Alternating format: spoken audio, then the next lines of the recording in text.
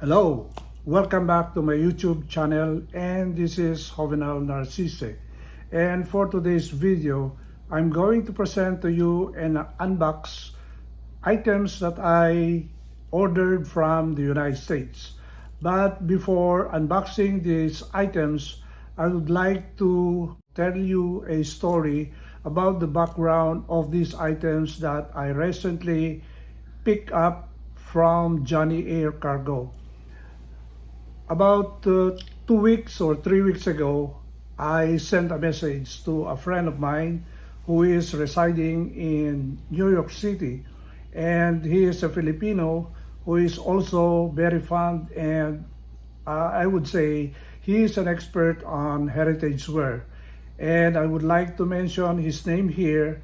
He is Gabi Bio, and you can search his name on social media as he is very active on Facebook and on Instagram as well as in YouTube, because he is one of my subscribers and he usually makes some comments in my videos. In my conversation through Messenger, I asked him if he has somebody where he can source Pecos from Red Wing.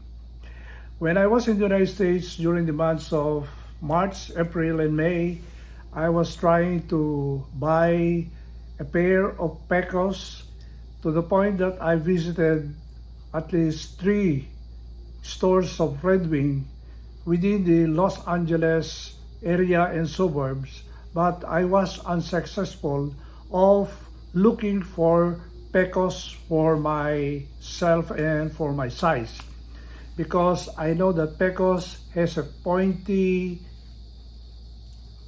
structure and I would like to have it fitted to me personally. So when I was at the Burbank Red Wing branch or store, I asked the manager if he can source Pecos pair for me, and he said that he suggested to me that I have to go to Oxnard, and Oxnard, California is 2 hours drive from my place in Los Angeles, and that's it. I stopped from looking for Pecos. So I just thought of contacting Gabi one night, and I sent him a message and immediately made a positive reply that he will try to look for a Pecos. He was able to comply with my request in about 2 days, and that's why I asked him to buy me, and then I asked him what could be my size, because one time I was able to buy a pair of unused or new old stock Chuka boots from him last year. So basically he knows my size, he knows the structure of my feet, and he made the suggestion that I should get 8.5D, and I told him, please look for what I'll have to order from you. That was the conversation on Messenger, and true enough, he was able to order from a city in Texas, I forgot the name, and he was able to source it with a very cheap price, and that is almost 50% discount from the original price of a pair of Pecos. And by the way, for this year, the Red Wing USA have discontinued the production of Pecos, and that is why it is very hard to find a pair of Pecos in the United States. They have removed it already in their online catalog, and Pecos is very special because you cannot buy it online. You have to go to the store for you to buy the said item. And that is very special for this pair of boots, most especially Pecos. It looks like a Wesco Morrison, but comparing Wesco Morrison and a Red Wing Pecos is comparing oranges from apples, because you know Morrison is more expensive than the Red Wing. So I would rather get the cheaper one because I will use it in my gardening, in my hikes, and in my backyard work. So I don't mind scratching the leather. I don't mind if there will some non-maintenance or cleaning of the leather. I don't mind that as long as I have a Pecos in one of my collections. So that's it. So it was a deal with Gabby, and after a few days I found out that there is a sale of Red Wing boots, work boots, and I found out that Pecos and this Loggermax, this is the 217. By the way, the model number of Pecos is the 866, and you have the Loggermax as the 217. And I found out through the Reddit, because I'm one of those who are fond of reading the comments and posts on Reddit, most especially on Reddit Red Wing. I found out that there is a sale of Loggermax and Pecos. So I didn't mind of ordering another pair of Pecos. Would you believe Pecos is on sale for $65 plus tax and shipping? So basically in less than $100 you have a pair of Pecos, and then you have a pair of Loggermax.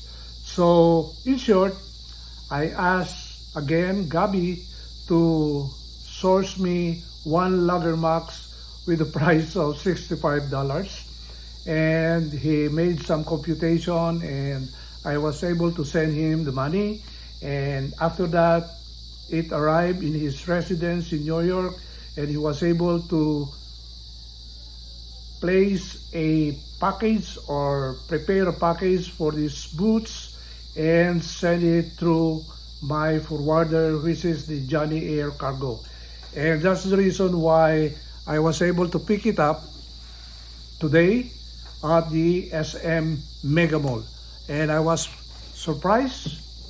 You have this box. This box weighs maybe 16 to 18 pounds. It's very heavy. That's the reason why I asked the guy, the manager of the forwarder, to place a string so that I can carry it properly. So we're going to unbox and see what is inside.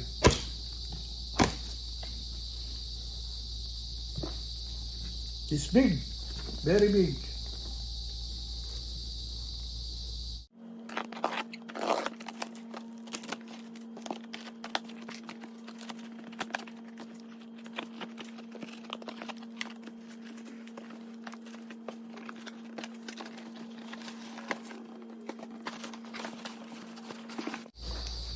I am surprised that he had to place the whole box in another bag.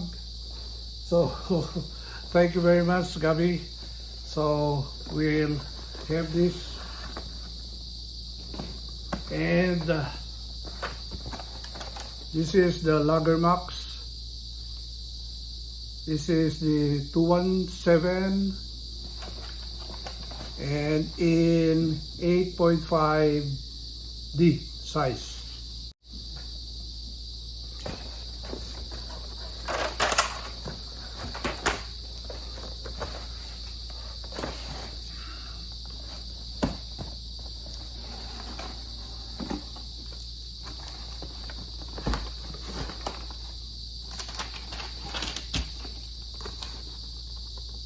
huge.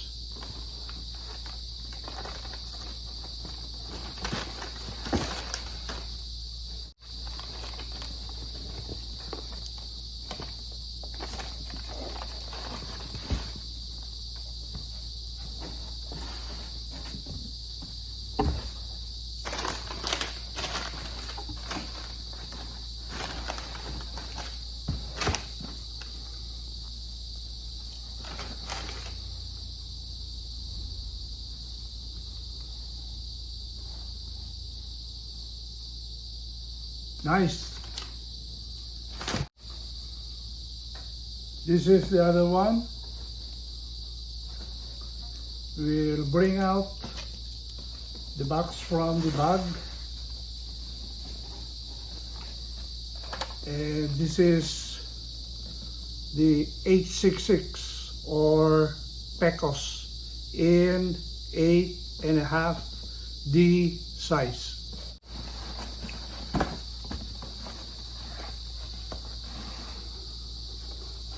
Oh my goodness. Oh.